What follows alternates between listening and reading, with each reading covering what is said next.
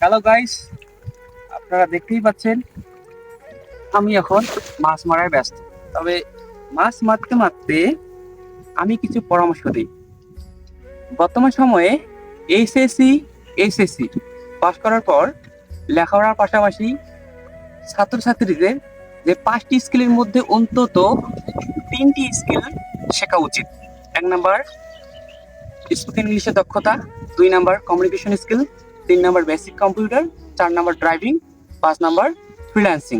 এখন আপনাকে ইনশিওর হতে হবে আপনি কোন 3টি স্কিলের জন্য পারফেক্ট। ওকে, তবে বর্তমান সময়ে এখনকার যুগের স্টুডেন্টরা এইসবকে তোয়াক্কা না করে সার্টিফিকেটের পিছনে দৌড়ায়। অবশেষে হয় কি, এরাই চাকরির পিছনে দৌড়তে দৌড়তে নিজের স্যান্ডেলের চামড়া ক্ষয় করে ফেলে। বর্তমান সময়ে সার্টিফিকেট থেকে